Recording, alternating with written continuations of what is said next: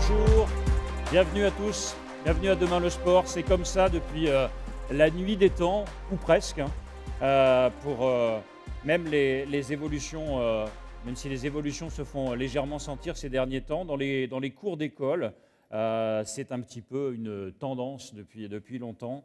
Eh bien, les garçons jouent au football, les filles sautent à l'élastique ou font de la gymnastique. Oui, il y a effectivement peu de mixité dans la pratique des sports dès le plus jeune âge. Et ça ne s'arrange pas forcément après avec le temps. On voit aussi aujourd'hui dans les stades olympiques toujours cette séparation entre les hommes et les femmes. Ça reste compliqué. Lindsey Vonn, la championne de ski américaine, a beau réclamer, elle a lancé ce défi plusieurs fois, de se mesurer aux hommes dans une descente ou un slalom géant. C'est impossible pour l'instant. Alors cette volonté se heurte toujours à une logique de business, de record. Comment faire pour faire bouger les lignes? Eh bien, on va en débattre maintenant avec nos invités de Demain le Sport. Cette table ronde est animée par Annabelle Rollnin. Bienvenue à vous toutes. Bonjour, merci. Bonjour à tous et à toutes. Donc oui, je suis Annabelle Rollnin, grand reporter à l'équipe. Je suis ravie d'avoir l'opportunité d'animer cette table ronde sur un sujet aussi crucial qu'important. La mixité est-elle l'avenir du sport? Donc en tant que journaliste et en tant que femme, je m'intéresse de près aux évolutions du sport et à tous les enjeux sociétaux. Alors c'est assez drôle parce que vous voyez aujourd'hui sur cette scène, on est en non-mixité.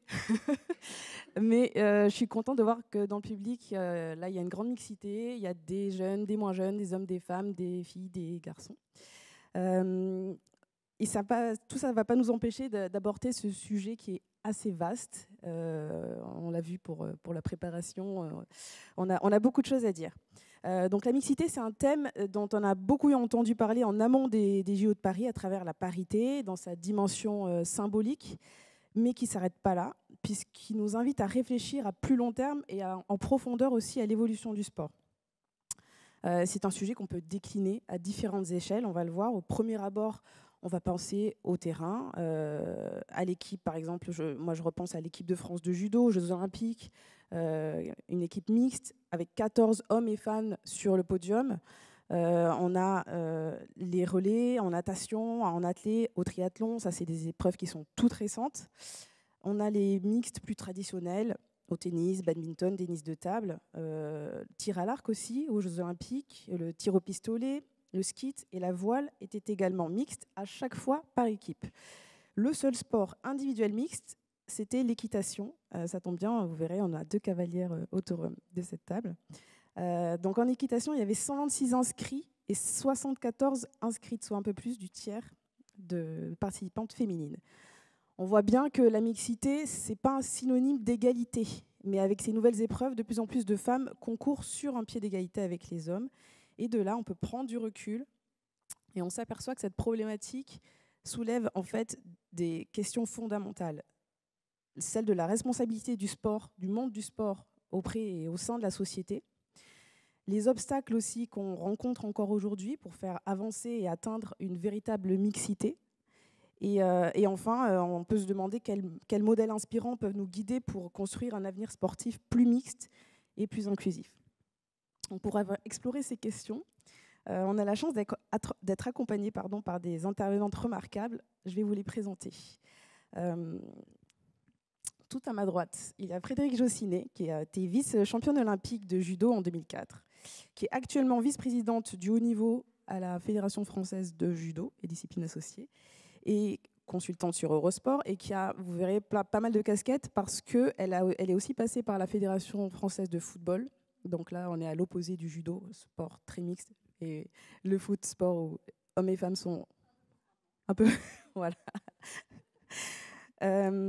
Juste à côté, Marie Salois, qui est directrice du développement et de l'organisation et du développement durable au CIO, donc avec une mission qui englobe notamment la responsabilité sociale, c'est-à-dire les droits de l'homme et l'égalité des sexes, la diversité et l'inclusion, ainsi que l'impact et l'héritage des Jeux Olympiques. À ma gauche, Virginie Coupry-Eiffel, cavalière, fondatrice et présidente du Paris Eiffel Jumping. Et enfin, tout à ma gauche, Lisa Seize, cavalière internationale en paradressage qui a été sélectionnée aux Jeux paralympiques de Paris. Pour lancer cette discussion, je vais poser une question assez vaste, mais quelle évolution dans vos différents rôles, dans vos différentes casquettes, quelle évolution vous avez constatée de la mixité depuis vos débuts dans le sport? Alors on commence par Marie. Alors je me permets de commencer. D'abord, vous savez que cet été, on a vu les Jeux Olympiques revenir pour la 3e fois à Paris. Et si on regarde l'évolution, en 1900, c'est la première fois que les femmes participaient à des Jeux Olympiques. Et à Los Angeles, où on va retourner bientôt, en 84, il y avait 23% de femmes. Donc l'accélération de la participation des femmes aux Jeux, elle est assez récente. Et en 2015, le CIO s'est dit, bon, c'est bien de faire des progrès incrémentaux, mais à un moment donné, il faut qu'on arrive à la parité. Et on a fixé l'ambition en 2015 d'arriver à la parité totale en 2024. Et on a dit, on va distribuer exactement le même nombre de quotas pour les femmes et les hommes athlètes pour les Jeux. Et on cherchait un partenaire pour le faire avec nous. Et il s'est avéré que c'était Paris qui a remporté l'élection. Et on est ravis parce qu'on a réussi ensemble non seulement à avoir la parité et la mixité au sein des Jeux, mais Paris 2024, le comité d'organisation, nous a aussi permis d'utiliser l'effet d'accélération des Jeux pour avoir un impact social, notamment auprès des filles et des femmes, en amont des Jeux, à travers leur projet d'Impact 2024. Mais je voudrais revenir un moment sur ce qu'on doit célébrer. Parce que quand même, Paris, c'est la parité des athlètes sur le terrain. Ça ne s'est pas fait tout seul. D'accord ? Ça a été 10 ans de travail avec tous les acteurs du système, les fédérations, les diffuseurs, le comité d'organisation, pour arriver à faire que les femmes participent à la majorité des événements avec des médailles. C'est-à-dire que ce n'est pas seulement qu'elles participent aux épreuves, mais qu'elles ont aussi un nombre de médailles équivalent à ceux des hommes. Mais ce n'est pas seulement que les femmes soient sur le terrain qui est important, c'est qu'elles soient visibles. Parce que si elles font leurs épreuves à des heures où il y a 0 audience, où les chaînes ne les diffusent pas, les femmes du monde entier, des 206 territoires qui vont regarder les Jeux, n'auront pas de modèle. Donc on a travaillé vraiment de façon très très fine avec tous les acteurs pour faire en sorte que les épreuves féminines aient la même visibilité que les épreuves masculines et faire en sorte qu'elles aient le même nombre d'heures de diffusion. Donc ce qu'on a donné aux diffuseurs en termes d'heures produites pour les Jeux, c'est un nombre d'heures équivalent pour le sport féminin et masculin, et bien sûr pour les épreuves mixtes. Donc ça c'est très important parce que du coup ça veut dire que les Jeux, et je continue à le penser, sont le plus grand événement pour la promotion de l'égalité entre hommes et femmes au monde. Je ne connais aucun autre événement, aucune autre organisation qui touche la moitié de la population mondiale avec autant de modèles positifs féminins. Donc voilà, donc je voudrais quand même qu'on le célèbre parce que c'est quelque chose qu'on a fait ensemble. Alors ça ne veut pas dire qu'il ne reste pas beaucoup de travail pour demain, ne serait-ce que d'avoir de la mixité ici, mais la mixité aussi dans plein d'autres rôles au jeu. Et notre job maintenant, c'est de faire en sorte que tous ces athlètes qui ont concouru, elles prennent des responsabilités dans d'autres rôles demain, pour qu'on ait 50% de femmes partout, dans toutes les fonctions des Jeux et dans le sport en général. Moi, évidemment, je suis totalement d'accord avec ce que vient d'expliquer Marie. Je crois que l'enjeu est évidemment fondamental. Après, de parler de progression, moi j'ai commencé le judo, j'avais 7-8 ans, j'étais la seule petite judoka, même si à la base le judo est de facto et à la base vraiment pour la mixité et accueille aussi bien que les garçons, que les masculins, les petites filles, les femmes en général. Malgré tout, le fait est qu'on était parti quand même de très très loin. C'était le cas, vous l'avez dit aussi, et je m'en suis rendu compte, c'était le cas aussi au football. Et plus généralement, c'était le cas dans tout l'écosystème en fait, de la pratique du sport en France. Alors oui, il y a eu des évolutions.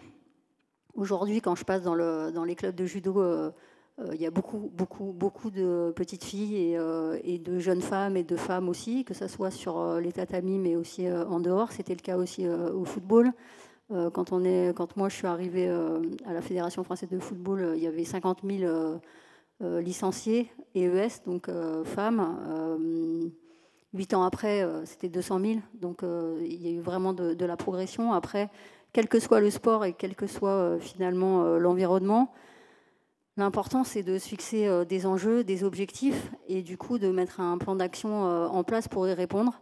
En France, la plupart du temps, ça passe par des lois, ça passe par des décrets, ça passe des obligations. Il y a eu un fait marquant très important comme levier justement de féminisation aussi de la pratique, mais aussi des instances. Le premier, c'est 2013, avec l'obligation pour les fédérations de se doter d'un plan de féminisation donc dans leur fédération, dans leur pratique. Donc ça a été fait sous la ministre Valérie Fournéron en 2013. Moi, j'étais à son cabinet justement sur des thématiques de femmes et sport, notamment féminisation, des instances gouvernance aussi des fédérations. Et puis 1 an après, il y a eu quand même la loi d'égalité réelle entre les hommes et les femmes en 2014, qui concernait vraiment essentiellement la gouvernance du sport en France, où de facto, soit on est dans la loi, soit on est hors la loi. Donc il y avait vraiment l'obligation pour que voilà, il y a une certaine mixité. On n'était pas encore à 50-50.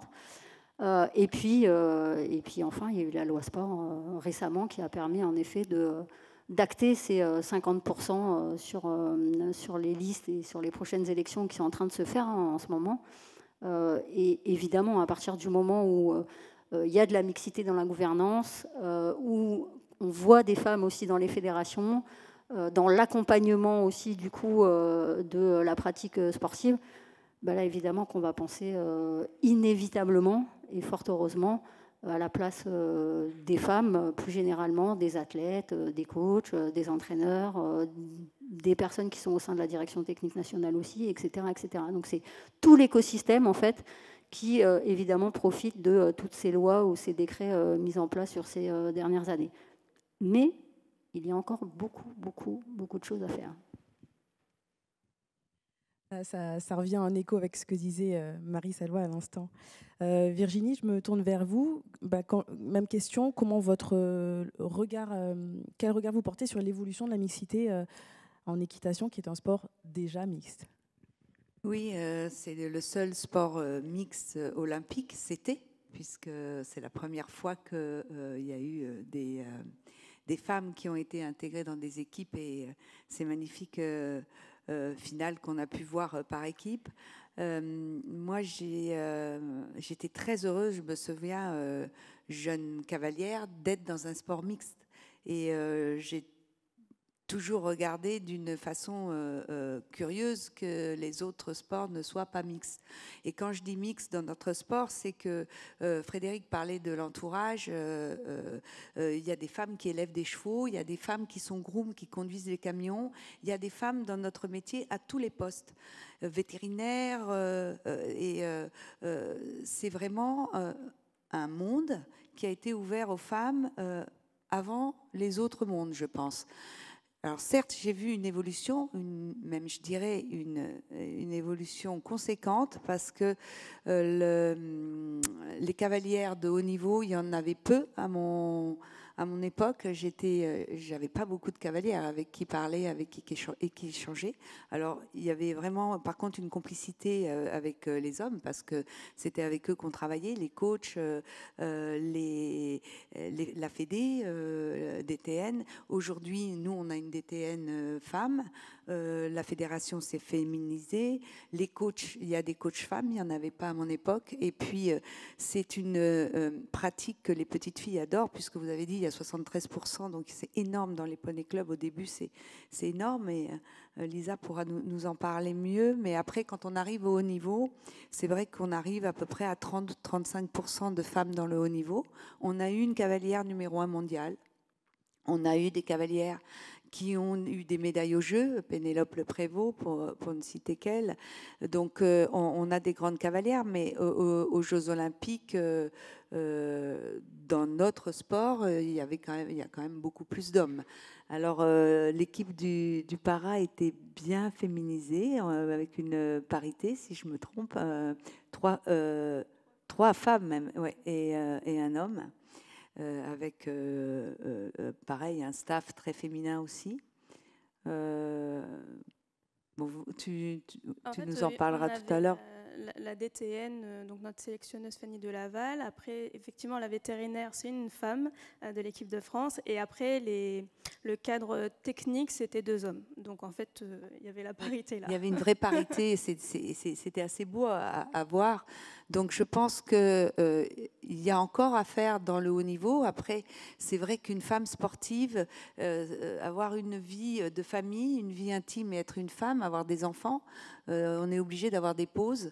Les hommes, eux, peuvent continuer leur compétition. Et ce qui est compliqué après, c'est toutes ces histoires de ranking, puisque nous, pour être sélectionnés, il faut qu'on soit parmi les meilleurs. Quand on fait une pause et qu'on a un enfant, évidemment, on ne peut pas faire de compétition et on dégringole dans le classement. Donc ça, c'est par exemple un des sujets à travailler. Mais je parle pour mon sport, mais c'est pour tous les sports. Lisa, vous êtes jeune, vous avez 28 ans.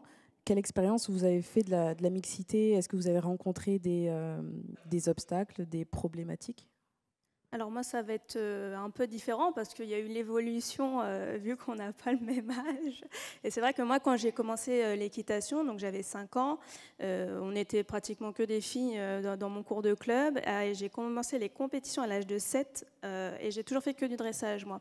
Donc c'est vrai qu'on voit beaucoup d'hommes en fait dans l'équitation, dans les concours de type CSO ou le concours complet. C'est vrai que dans le dressage, moi, j'avais remarqué quand même une majorité de femmes. Et au fur et à mesure, moi, de mes années en compétition, j'ai vu pas mal d'hommes.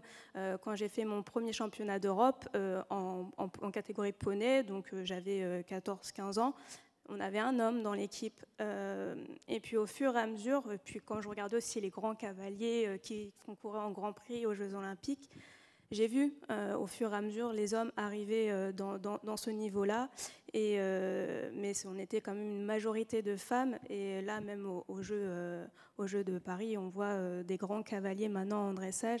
Alors c'est vrai que pour les autres disciplines, je ne peux pas trop parler, mais j'ai remarqué ça en regardant moi aussi ma télé. Mais dans le dressage, oui, moi j'ai vu quand même... en grandissant une majorité de femmes et les hommes qui arrivent petit à petit et s'imposent aussi dans notre magnifique discipline qui requiert beaucoup de finesse et quelque chose qu'on pourrait dire les hommes, on ne les imagine pas là-dedans.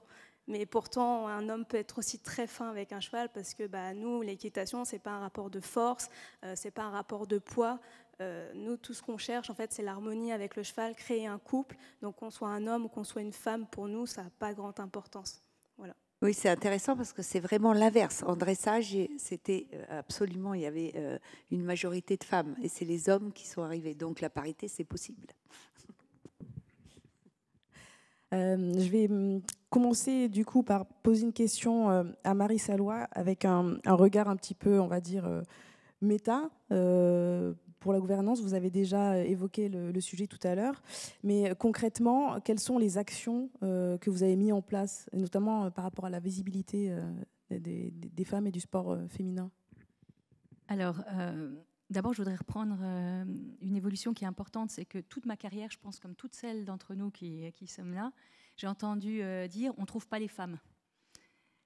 Donc je pense que ce qui est fondamental, et c'est ce qu'on a fait pour les Jeux, là, c'est qu'il faut changer le paradigme. C'est pas on ne trouve pas de femmes, c'est ouvrons les opportunités aux femmes. Parce que les femmes, elles existent. Elles sont dans la salle, là, il y en a partout, il y a 50% de la population qui est composée de femmes. Donc elles sont là. La question, c'est est-ce qu'on va les chercher là où elles sont? Et donc c'est vrai pour trouver les athlètes, c'est vrai pour l'encadrement, et c'est ça qu'il faut qu'on change. Et c'est pour ça que si on veut plus de femmes en dehors de la catégorie athlète, mais dans tous les autres rôles, il faut qu'on se fixe une ambition, et puis qu'après, qu'on aille chercher les femmes là où elles sont pour remplir ces rôles. Et notre ambition maintenant, c'est qu'on est à la parité à Paris. On va devoir consolider cette avancée, et puis faire en sorte que toutes ces femmes qui sont déjà dans le système sportif, elles prennent, on leur donne la possibilité de prendre des rôles différents d'encadrement, que ça soit dans le sport, que ça soit dans les délégations qui viennent aux Jeux des différents territoires, que ça soit dans les médias, on en parlait tout à l'heure, où le pourcentage de femmes aux Jeux est encore un des plus faibles de toutes les catégories d'accrédités aux Jeux, parce qu'on parle de 20% de femmes, il y en a même moins que 20% dans les photographes sportifs des Jeux Olympiques. Donc il faut que maintenant on se fixe avec chacun des acteurs des enjeux, enfin voilà, une cible à atteindre à Los Angeles et qu'on travaille un plan d'action pour l'atteindre. Et ça, c'est vraiment l'enjeu pour nous d'ici 4 ans. Donc aujourd'hui, ce qu'il faut savoir, quand même, c'est qu'on a un petit outil qu'on n'avait pas il y a quelques éditions des Jeux. Moi, j'ai toute la base des accrédités aux Jeux, avec le profil. Donc, si vous êtes un encadrant, si vous êtes un médecin, si vous êtes... peu importe le rôle que vous aviez. Et puis, je sais si vous êtes un homme et une femme. Et puis après, je trie ça. Et puis, j'ai des discussions avec chacune des catégories de personnel qui sont venus au jeu. Et donc, je sors mes petites statistiques. Je dis, voilà, à Paris, voilà la répartition. Comment on fait mieux demain? Et donc, ce n'est plus une discussion homme-femme, c'est une discussion de business. Parce que comme notre président le dit souvent, est-ce qu'on peut se permettre de faire sans les compétences de la moitié de la population? Ben non. Parce que la moitié de la population, c'est la moitié de l'audience. La moitié de la population, c'est la moitié du marché des équipements sportifs, etc. etc. Donc on ne peut pas se permettre de couper la salle en deux là, et dire, voilà, on fait fit cette moitié-là. Donc on a besoin que tout le monde fasse partie des Jeux, et il faut qu'on se fixe des cibles pour y arriver à Los Angeles. Vous avez au CIO des programmes de soutien, c'est ça, pour favoriser l'accès aux jeunes filles et aux femmes aussi? Alors on a plein de programmes de soutien, ça s'appelle la solidarité olympique. Par exemple, aux Jeux, la moitié des boursiers individuels qui sont soutenus par la solidarité olympique étaient des femmes. La moitié des programmes de soutien à des équipes collectives ont bénéficié à des femmes. Et alors, il y a un domaine dans lequel on soutient beaucoup l'écosystème, et c'est très compliqué, c'est là où on a le moins de femmes, ce sont les entraîneurs. 13% de femmes. Tokyo, 13% encore à Paris. C'est un drame. Mais pourquoi? Parce que c'est compliqué, parce que les entraîneurs sont choisis par les athlètes, par l'entourage, et donc on n'a pas on n'a pas un lien direct, il est très indirect, et c'est beaucoup par la base. Par contre, on a des programmes, donc on a financé un programme de 123 femmes entraîneurs pour Paris. 13 d'entre elles ont été là pendant les Jeux. Donc on voit qu'effectivement, si on apporte du soutien, ça a des résultats. Mais c'est lent. Je vais me tourner vers Frédéric. On parle de programmes de soutien. Forcément, tout ça, ça a aussi un coût budgétairement. Est-ce que, paradoxalement, il ne faudrait pas, au niveau des politiques fédérales et bien sûr au niveau de l'État, est-ce qu'il ne faudrait pas aussi des budgets genrés, en fait, pour plus soutenir la mixité? Évidemment que oui. Moi, ça me paraît évidemment une évidence, parce que quand on dit qu'on a l'obligation, que les fédérations ont obligation de avoir tel pourcentage, par exemple, ou que l'État, ou certaines institutions, par exemple le CNO, via le CIO, nous dit, voilà, on doit augmenter, j'entends, 13% d'entraîneurs, c'est catastrophique. Franchement, c'est catastrophique. Je pense qu'il y a déjà des bonnes pratiques à partager entre les fédérations. Donc ça, il faut aussi que quelqu'un drive tout ça. En tout cas, j'en suis persuadée. Et puis après, bien sûr que si on a des aides qui sont fléchées, qui nous permettront d'avoir plus de femmes à certains niveaux, que ce soit les coachs, entraîneurs, préparateurs physiques, tout l'environnement en fait, et l'écosystème de la performance, qui est très vaste, qui n'est pas que sur le terrain et dans l'entraînement, où évidemment, oui, la femme, Virginie l'a dit tout à l'heure, mais il y a des problématiques spécifiques, que ce soit à un moment donné, on crée une famille, un autre, on a des enfants aussi en bas âge, etc. Mais moi, je pense que ce n'est pas des problématiques, ça devrait être des opportunités. C'est comment, justement, l'écosystème va évoluer par rapport à cette spécificité.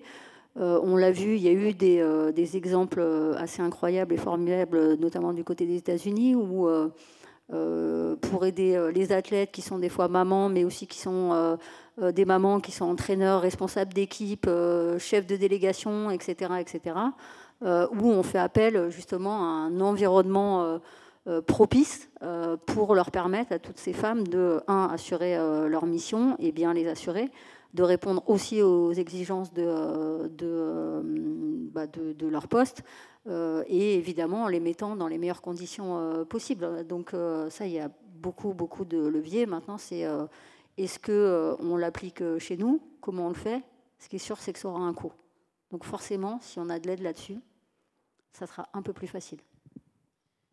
Exactement. Alors c'est vrai qu'on parle d'augmenter le nombre de pratiquantes féminines. mais il y a aussi l'accueil qu'on leur réserve et effectivement adapter l'écosystème du sport qui est pas forcément fait pour les mères, pour la vie des femmes dans tout ce que ça comporte. C'est aussi un enjeu, j'imagine. Marie, vous vouliez réagir par rapport à ça ? Je voulais juste partager une expérience qu'on a faite à Paris et qui n'était pas forcément visible pour tous parce que c'était dans le cas du village olympique. Les athlètes nous ont demandé d'avoir un espace pour les familles parce qu'on a de plus en plus d'athlètes qui viennent avec des enfants en bas âge. Et je dis bien athlètes parce que c'est à la fois des femmes et des hommes. Et c'est important de ne pas penser qu'aux mères de famille parce que je pense que le changement viendra des pères aussi. Et donc, on a fait un test où on a eu cet espace famille qui était disponible pour les athlètes et leur entourage, qui a très, très bien fonctionné. Et j'ai bon espoir qu'à Los Angeles, on fasse quelque chose de beaucoup plus important, qui commence à montrer que voilà, on doit se préoccuper de ces aspects familiaux pour les pères et les mères. Et à partir du moment où ça sera rentré dans les mœurs et que ça deviendra quelque chose de naturel, je pense que ça permettra aussi de garder les femmes dans le système plus longtemps. C'est surtout le problème, c'est le haut niveau, puisqu'on sait que c'est extrêmement prenant, les voyages. Et je pense que oui, la femme a aussi énormément de responsabilités et je pense qu'elle culpabilise plus que l'homme de partir. Il y a toujours cette...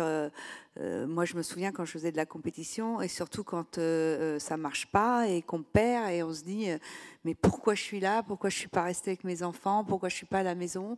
Et c'est vrai que ce poids moral, il joue énormément sur les femmes. Et je pense aussi qu'il faut aussi l'accompagner.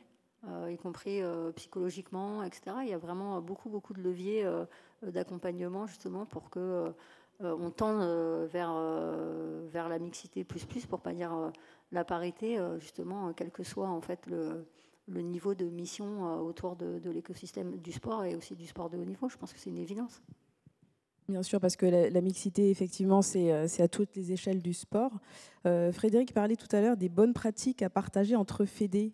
Au niveau de l'équitation, est-ce que vous voyez quelques points qui seraient intéressants à partager avec d'autres sports où la mixité n'est pas du tout pratiquée de la même façon ? Après, bonne pratique sur la mixité, nous, c'est parce que, en fait, que ce soit un homme ou que ce soit une femme, sur un cheval, ça ne change pas grand-chose. Donc, après, pouvoir donner les bonnes pratiques sur d'autres sports, à part peut-être accepter des challenges pour montrer que les femmes sont capables de faire la même chose que les hommes sur une même épreuve, pourquoi pas, ça peut peut-être aider à faire évoluer les mentalités, se dire que peut-être on peut mettre ça en place, mais après... l'équitation n'a pas à faire apprendre à d'autres sports la manière dont ça fonctionne. C'est juste nous, vraiment, l'équitation sur un cheval, qu'on soit un homme ou une femme, le cheval, il va réagir pareil. S'il n'a pas envie, il n'y a pas de rapport de force possible. Un cheval, il fait de 500 à 700 kilos. Même un homme qui pèse 90 kilos, il ne fait pas le poids. Donc, vraiment, nous, ça vient de la nature même de notre sport. Donc homme, femme, peu importe, donc ça c'est beau. Après, faut réfléchir qu'est-ce qui peut être mis en place dans la construction d'une épreuve en fait, pour que dans d'autres pratiques sportives, un homme et une femme puissent concourir. Mais ça, c'est à réfléchir. Vraiment, il y a une vraie réflexion là-dessus. Ça n'a pas toujours été comme ça. Moi, quand il y avait peu de femmes, c'est vrai qu'on disait qu'il y avait des chevaux pour les femmes, d'autres que les femmes ne pouvaient pas monter. Donc il y a aussi ce côté féminin qui s'interdit de faire quelque chose et qui ne s'en croit pas capable, ou en tout cas qui s'en croit moins capable souvent. Et nous, c'est vrai que notre sport valorise énormément ce côté-là, puisque aujourd'hui, une cavalière monte n'importe quel cheval. Moi, j'entends plus ça, alors que j'entendais ça à mon époque. Et ensuite, ce que je pense qu'on peut juste mettre en exemple, c'est la dotation. C'est-à-dire que quand il y a une épreuve, un gros prize money à gagner, que ce soit une femme ou un homme qui gagne, c'est exactement la même dotation. Alors qu'en tennis, c'est pas le même argent qui est distribué. Donc, dans tout ce qui va être le prize money, les dotations, dans notre sport, puisqu'on concourt dans la même épreuve, que ce soit un homme ou une femme qui gagne, elle gagne le même montant. On parlait tout à l'heure des outils. Je pense qu'il faut aussi célébrer le fait que Paris, donc à Paris 2024, a permis de mettre en avant la mixité, l'égalité dans toutes les dimensions des Jeux. Alors que ce soit de la cérémonie d'ouverture où nous on demande d'avoir des porte-drapeaux hommes-femmes, jusqu'au marathon pour tous où les places ont été distribuées de façon équivalente. Partout, dans tout ce que Paris a fait, en fait, ce sujet était au centre. Et pourquoi ? Parce que Paris a souhaité avoir un label qui s'appelle Terrain d'égalité et a développé, et on les a soutenus, une méthode qui permet en fait pour chaque événement sportif, donc pas forcément les Jeux, ça peut être n'importe quel événement d'une fédération, de se poser la question de comment prendre en compte la mixité et l'égalité des genres dans tout ce qu'on fait. Ça s'appelle un outil d'évaluation de la maturité en la matière, et ça vous permet de vous poser les bonnes questions en fait en termes de participation, de représentation, et ça va être un outil qui va être un héritage des Jeux de Paris. On l'a fait notamment avec notre partenaire Deloitte qui est là assis au premier rang, et on le teste déjà avec Milano Cortina, donc 2026, qui est la prochaine édition des Jeux Olympiques d'hiver, dans moins de 2 ans, et on le teste aussi avec d'autres fédérations. Et j'ai bon espoir que ça permette de poser les bonnes questions. Et puis à partir du moment où on se pose les bonnes questions, généralement on trouve quelques réponses. Et alors, par exemple, dans les événements qui sont organisés, je pense au jumping, mais de tous les événements, ce qui serait utile, c'est justement d'avoir ces outils pour les mettre en place. Moi, j'organise le Paris Eiffel Jumping, je vais m'inscrire dans l'héritage des Jeux Olympiques, et d'avoir une possibilité d'utiliser ces outils, ça serait quelque chose de formidable, de pouvoir les mettre à disposition des fédérations ou des organisateurs d'événements. Alors on a commencé, on était au Forum des fédérations internationales il y a quelques semaines, on a commencé à les partager, et volontiers, je les partage avec vous aussi. Avec plaisir. Si je me mets un petit peu, on va dire, je redescends au niveau du terrain et que je prends l'exemple du judo, par exemple. Là, on a vu, il y a de plus en plus de compétitions mixtes. Quelle est la politique de la Fédération française de judo sur ce sujet-là ? Comment vous pouvez favoriser encore plus ? Alors déjà, en effet, il y a de plus en plus de mixité parce qu'il y a une fabuleuse épreuve qui est arrivée à Tokyo en 2021, qui est l'épreuve de Mixed Team, qui a lieu au 8e jour, en fait, donc après les épreuves individuelles. Fabuleuse parce qu'en effet, une épreuve mixte à la fin des Jeux, de la semaine des Jeux, c'est assez incroyable. Fabuleuse aussi parce que l'équipe de France a gagné la première, jamais les premiers, comme on dit. Et en plus, on a réitéré ça pendant les Jeux au mois d'août. Donc ça a amené ces plus de 18 millions de vues, de viewers, de téléspectateurs. Ça a été un événement incroyable, avec évidemment tout ce que ça renvoie, et vous l'avez dit tout à l'heure, avec des femmes et des hommes qui combattent, c'est un sport de combat, un art martiaux, qui combattent ensemble et qui vont aller chercher une performance ensemble. Le judo, à la base, c'est des filles et des garçons. Quand vous regardez du judo à la télé ou vous allez dans une compétition, la chance qu'on a, mais on l'a créée aussi, parce que quelque part, je crois que la chance n'existe pas, mais l'opportunité, c'est que on va voir du judo, on voit des femmes et des hommes tout le temps. Ce qui n'est pas vrai pour le football, par exemple, le rugby, etc. Parce que les moyens logistiques, opérationnels, de toute façon, ne permettent pas de les voir en même temps. Donc ça, c'est une force. Maintenant, c'est qu'est-ce qu'on en fait de la force ? Oui, il y a eu cette fabuleuse épreuve, vraiment, qui a été créée, qui a été poussée par le président de la Fédération internationale de judo, Marius Wieser, qui y croyait vraiment, mais qui a senti évidemment aussi l'importance d'aller plus loin que mettre des épreuves individuelles filles d'un côté, et même si c'était ensemble, et garçons, mais de les réunir, parce que je crois qu'aujourd'hui, lui comme d'autres au sein des instances gouvernementales de judo, on est persuadé que c'est dans la mixité qu'on est fort, et c'est aussi ça qui est intéressant. On a l'habitude de dire qu'ensemble on est les plus forts. Bien évidemment, quand il y a des hommes et il y a des femmes, ensemble on est plus forts, mais surtout ce que ça renvoie, c'est encore plus fort. Et c'est ça qui a servi justement de force pour le coup, pour installer cette épreuve. Ça n'a pas été simple, je crois, au départ, avec les discussions du CIO, mais ça a marché, et surtout, donc c'était il y a 3 ans. Aujourd'hui, on voit qu'il y a une envie, même des enjeux de la part du CIO notamment, d'aller plus loin, de favoriser les épreuves mixtes. On en a 20 aux Jeux de Paris 2024. J'espère qu'il y en aura encore plus, parce qu'en effet, ce que ça renvoie, c'est de la mixité, en effet, sur le plus haut niveau, dans des compétitions autant regardées, autant vues par toutes les populations dans le monde entier. Déjà, c'est un pari qui est gagnant, ça c'est sûr. Maintenant, encore une fois, il faut aller encore plus loin. Maintenant, nous, on a acté cette épreuve. Maintenant, c'est comment nous, on la décline aujourd'hui dans différentes compétitions, sur différents niveaux.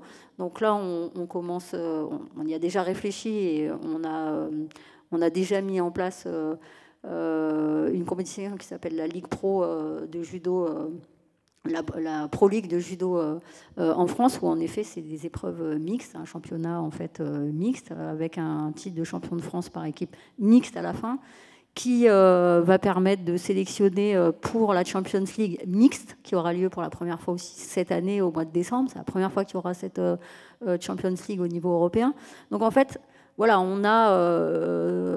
il y a eu une décision tout là-haut qui a été la bonne, qui a mis en place cette superbe épreuve. Et puis après, il suffit quelque part de le décliner. On sait que ça marche. Maintenant, il faut que tout le monde se l'approprie et le décline à son propre niveau. Et ça, c'est sûr que c'est du gagnant. Effectivement, c'est un bon exemple d'action mise en place qui va profiter au plus grand nombre. Je pense qu'il est temps de passer aux questions. Absolument. Peut-être, est-ce qu'il y a des questions dans le public? Oui. Si vous avez des questions, c'est le moment. Mademoiselle, je vous écoute. Madame. Bonjour, donc je suis Audrey Tabardel, je suis professeure de PS. Donc j'ai mes jeunes reporters sportifs qui sont présents avec moi aujourd'hui. Et je suis chargée de mission sur l'héritage des JO avec la thématique de la mixité et de l'égalité homme-femme. Alors moi, je vous écoute depuis tout à l'heure. Alors, j'ai un peu le modèle en tête de l'UNSS. Donc le sport scolaire, c'est 1,2 million de licenciés de 11 à 18 ans. Et toutes les compétitions sont mixtes. Donc on dit l'avenir du sport, la question se pose. Est-ce qu'au niveau des fédérations, donc je prends l'exemple, j'ai des élèves qui ont participé au championnat de France de natation, il y a autant de filles, enfin on a des équipes de 6, on doit avoir minimum 2 filles ou 2 garçons, il y a des équipes où c'est 3-3.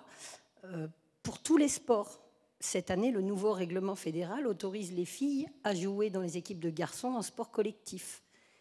Qu'est-ce qui, selon vous, n'est pas transférable dans ce modèle au niveau des fédérations? Parce que quand on questionne l'avenir, justement, on dit que l'école forme les citoyens de demain. Et en commençant à 11 ans, justement, à 11 à 18 ans, on démontre à tous ces jeunes qu'on peut pratiquer ensemble. Mes meilleurs arbitres nationaux qui sont présentes aujourd'hui, c'est que des filles. Mes 78 jeunes reporters, j'ai 3/4 de filles. Donc à un moment, et j'ai même le parallèle dans ma question, on a un peu le même problème de la mixité des femmes et du handisport. Et on a aussi le sport partagé avec des équipes, 2 élèves valides, 2 élèves en situation de handicap. Et maintenant, c'est mes élèves en situation de handicap qui vont chercher des valides en disant « mais nous, on veut encore faire un podium au championnat de France, donc on va chercher les élèves qui pourront contribuer ». Et voilà, ma question s'adresse à vous toutes. Qu'est-ce qui, selon vous, puisque sur la fédération d'équitation, on arrive à faire des choses mixtes, pourquoi à l'école, on peut organiser des championnats de France et même des championnats du monde et des Jeux olympiques scolaires où la mixité fonctionne et que les fédérations ne prennent pas? Alors, je pense que pour que ça marche sur le haut niveau, il faut partir de la base. Qu'est-ce qui, de poussin à cadet, nous empêche déjà dans un premier temps de fonctionner sur des interclubs, sur les compétitions, avec cette mixité? Alors, qui veut répondre à cette question? Question qui est vaste vaste, et compliquée. Ouais. On ne va pas trop avoir le temps de faire le tour de la question tout de suite. Mais... Moi, je vais être assez simple dans ma réponse, c'est que déjà, rien ne nous empêche, en fait. Je pense que d'ailleurs, non, mais rien ne nous empêche. Après, c'est des questions de volonté, c'est des questions aussi de moyens. Ça revient à ce qu'on disait un petit peu tout à l'heure. Ah, quand même. Je peux vous assurer que quand même. Après, oui, c'est des choix aussi. L'UNSS, on le sait, mais plus généralement, l'école, tout simplement, c'est un fabuleux écosystème d'exemplarité pour la société. Et donc, bien évidemment, qu'il faut qu'on prenne exemple aussi sur ce qui se fait en milieu scolaire. On ne parlera pas du sport à l'école aujourd'hui, ce n'est pas la thématique. Mais il y aurait beaucoup de choses à dire aussi. Non, moi je pense que en fait, bien sûr que d'ailleurs on le fait. Au judo, on le fait, et je sais qu'on le fait aussi dans beaucoup d'autres disciplines, où il y a des pratiquants et des pratiquantes qui pratiquent ensemble, qui vont en compétition ensemble, jusqu'à des certains niveaux, parce qu'après il y a des problèmes de santé. Donc c'est ça pour moi la limite, c'est la santé, c'est le physique, c'est tout ce qui est...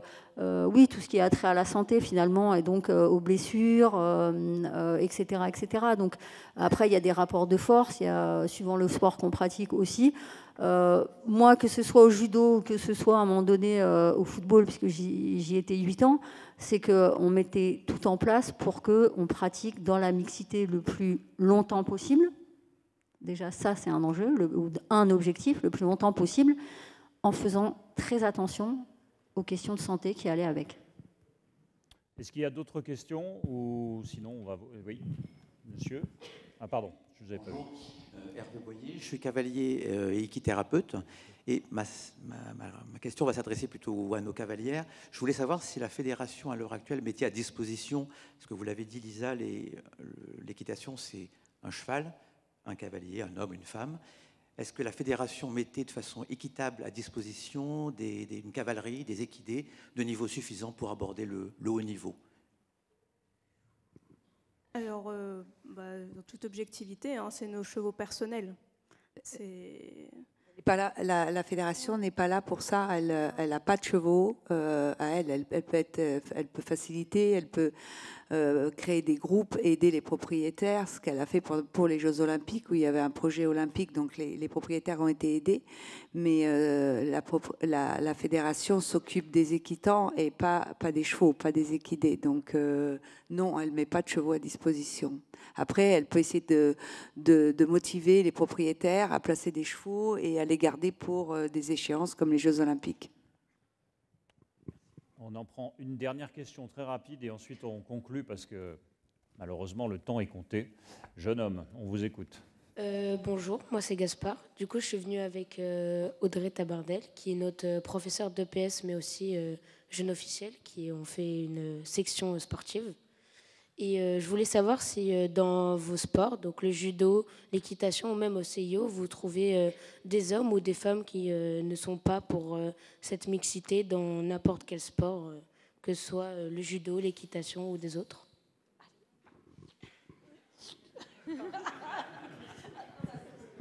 C'est encore Frédéric Jossinet qui va s'y coller. Je vais te donner juste un exemple en fait. Alors, après, ça date un peu et puis... je ne vais pas dire qu'il y a eu de l'évolution, pour certains même, et certaines d'ailleurs, il y a eu des révolutions même, parce que dans ta question, tu dis est-ce qu'il y a des hommes qui... Mais je peux t'assurer qu'on pouvait se poser la question, si, tu aurais même pu dire des hommes et des femmes qui ne sont pas pour la mixité, etc. Tout à l'heure, j'en ai parlé, en 2014, il y a eu la loi égalité, donc qui installait une certaine mixité en fait au regard du pourcentage de licenciés des fédérations, donc hommes-femmes. S'il y avait 30%, je dis n'importe quoi, 30% de représentativité des femmes dans la fédération, je ne sais pas, par exemple de golf, alors la gouvernance devait avoir 30% de représentantes féminines, etc., etc. C'était soit 25%, soit 50%, mais c'était à peu près ça.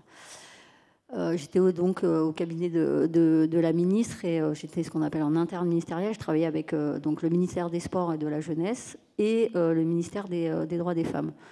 On a interrogé tous les présidents de fédé. Il y avait une femme. Donc tous les 99,99% d'hommes, tous nous disaient que ce n'était pas possible. Ils disaient on n'y arrivera pas, on ne va pas trouver les femmes. Pour la gymnastique, des fois, c'était un peu, je vais dire, à l'opposé, parce qu'il y a beaucoup plus de femmes que d'hommes, et il y avait aussi beaucoup plus de femmes, même si c'était un président, il y avait plus de femmes aussi au comité directeur, etc., etc. Tout le monde disait que ce n'était pas possible. la loi, elle est passée. Et puis, comme je l'ai dit tout à l'heure, soit on est dans la loi, soit on est hors la loi. Et bien, quand c'est passé, tout le monde a trouvé des femmes comme par hasard. Donc, en fait, oui, il y aura toujours des freins, il y aura toujours certainement des personnes, et encore de moins en moins, qui dira que c'est pas possible. Mais on le sait, hein, dans le sport, rien n'est impossible, en fait. Ça sera le mot de la fin et le mot de conclusion de cette table ronde. Merci beaucoup, mesdames, d'être passées par Demain le sport. Merci à vous, public. Les questions toujours intéressantes.